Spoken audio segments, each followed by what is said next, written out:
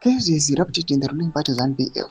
Panguva ine pane speculations nemarumors ari kutendera chinokwa kunzi at the moment VP Konsano Chiwenga naAnselm Sonyatwe panguva ino chinokwa kunzi vari panguva yakaoma tiri kunzwa nhau dzema-assassination attempts nezvimwe zvakadaro.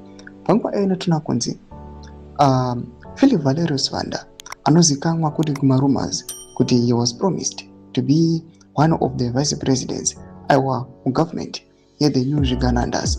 Panguva ine kunokwa kunzi this guy akangomeka any mistake just to oppose the 2030 Zvigananda anobva tojoina the crew yana VP Constantino Chiwenga yema-attacks. Zvarapina macho kanotogwa panapa naIsaac Makomichi anyatsa kutaura kuti Zvigananda havambodi chinhu chakanaka.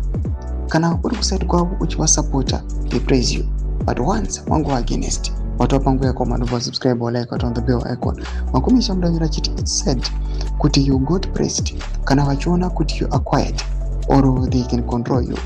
VP Chiwenga nemamwe magenerals aya aitombokuziwa, but once vangoona kuti you don't want to be controlled unoitwa mandu. Ipapa generals Vanda vakangoti pasine mbavha. Unotoona Nick Mangwana ari kuvakuza oti vashata oro kutonzi havana kurwa hondo. Apa unoshandiswa wozoraswa kumberi uko.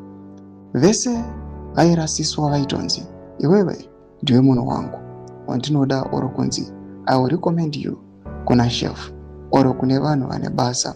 But the truth is Vananiki naMliswa they are just users. It doesn't make sense until yasvika nguva yako yekurashwa popinzwa hama yavo.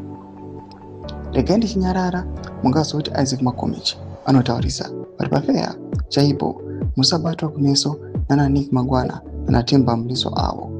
Unongoitwa zvakaitwa vamwe. Ndo madevelopments ari kuda panguva inoi tichiona kuti hazvisina kumira zvakanaka mu the ruling party ZANU-PF. Pinda comment section yedu dzavhura aim kuti kudii pamusoro pechitiko ichi. Musaona subscribe or like wanchita turn on the bell icon.